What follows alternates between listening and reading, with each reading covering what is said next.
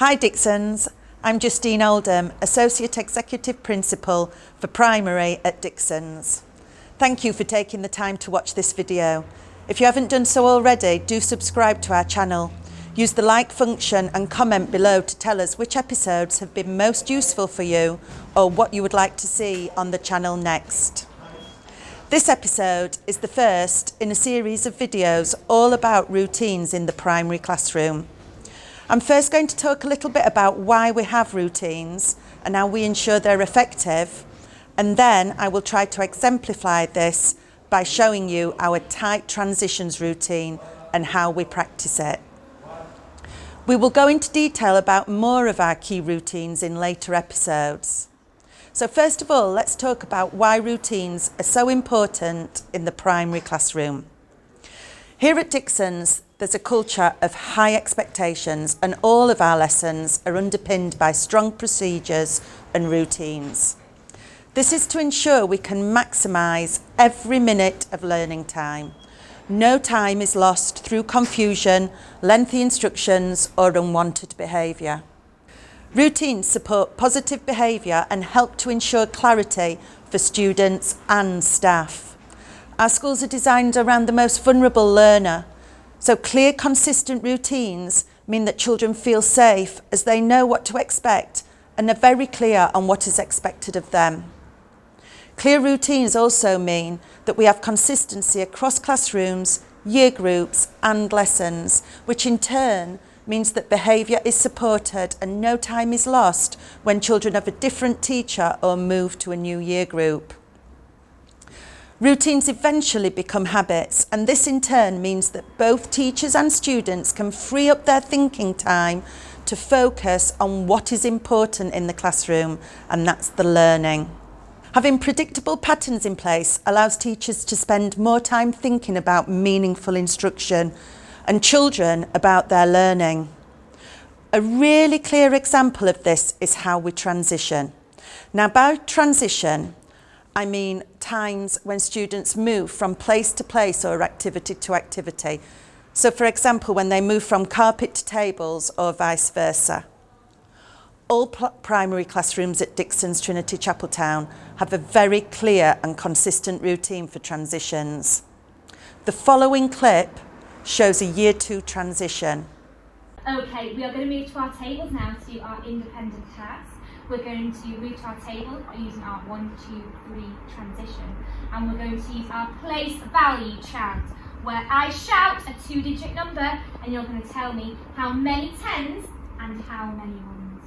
When you get to your table, I'd like you to open your book so you can see this worksheet here and get on with that job.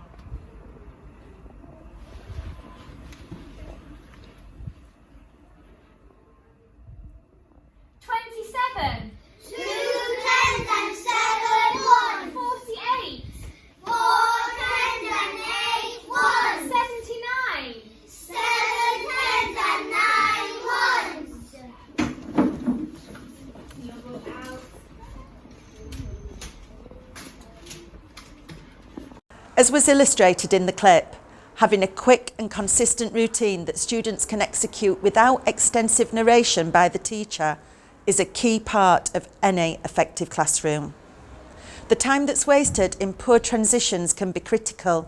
It can be the difference between getting through an exciting lesson and running out of time. An outcome that could mean failing to complete key activities like recapping or reviewing the lesson. Messy transitions are also an invitation for disruption or conflict. And this can affect the classroom environment as well as take up valuable time. You can see how non-verbal signals are used to ensure efficiency. 1 is stand up, tucking the chairs in if necessary. 2 is moving in a specific path to the intended area. And 3 is sit down and begin the activity. Once the routine for a transition is embedded, these transitions should be used to facilitate retrieval practice by using songs, chants or call and response questions, for example. We ensure that even this short amount of time is used effectively. In short, the price of a poor, unplanned or disorganised transition is high, And since only consistent procedures help smooth and speedy transitions, teachers practice doing it the same way every time until all students can follow through as a matter of habit. We ensure that we explain why we are practicing each routine. This is an exercise of purpose, not power. To engineer effective transitions in the classroom, teachers map out the route for every student. There's one right way to line up, one path each student follows on the way to the carpet area, the door or some other place. Students follow the same path every time. Now, instinct may tell us that by practicing this, we're wasting learning time. But the opposite is true. In actual fact, hours can be saved over the course of a year by investing in an extra 5 or 10 minutes for the first few days of school. Transitions are practiced again after each holiday and whenever appropriate to ensure expectations are clearly set and met. The second clip I'm going to show you demonstrates how a fairly new reception class practice their tight transition. The first thing we need to do is be tracking ready, Ezra, for Miss Ashton's show on, because when I show one, that means we need to stand. Next it will be 2, where we stand behind our chairs, arms by our side. And when we see 3, we will sit down on our chairs. Are we ready to show our visitors how we do it? Okay, start positions. Wilfie.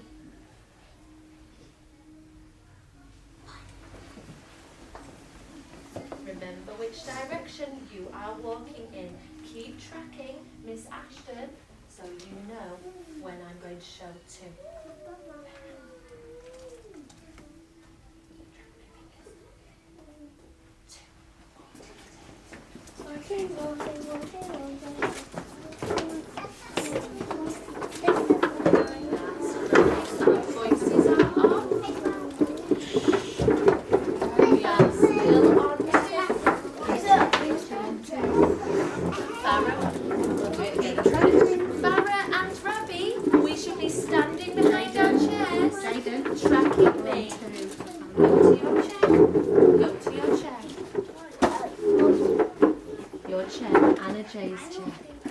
Standing behind your chair, Anna J.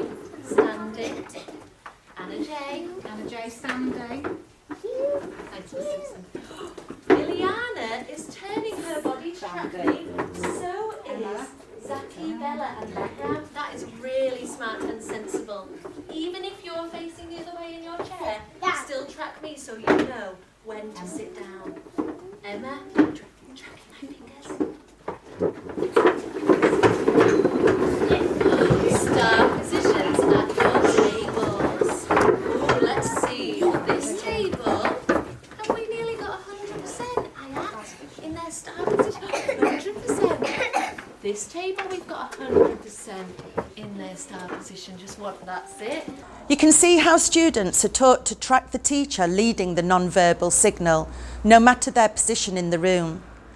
Teachers think about their positioning in the classroom during the transitions, ensuring they are seen to be scanning the students. Initially, each step and instruction are scaffolded in the transition. Younger children improve their routines one step at a time through clear and specific instructions. Now finally, we can see the second practice in this same classroom, and you'll see how much it's improved and how this has been facilitated.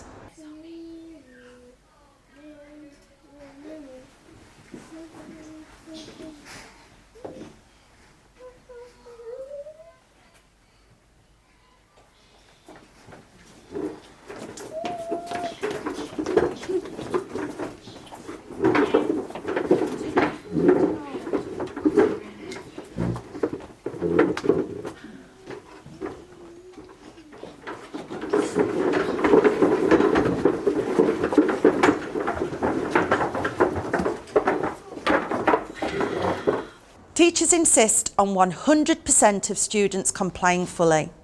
Students are reminded of this whilst practising routines, both to challenge and set goals for students and also for the teacher to discipline themselves to focus on speed and efficiency. Teachers may practice transitions against the clock, forever trying to get students to be a little faster. Often, making it a competition or a challenge can help this. For example, we did this in 16 seconds yesterday, let's go for 12 today. Perfect practice makes perfect. And if it's perfect, you can practice again, as practice makes permanent. Thank you so much for watching. Please subscribe to the channel and share. I look forward to seeing you soon.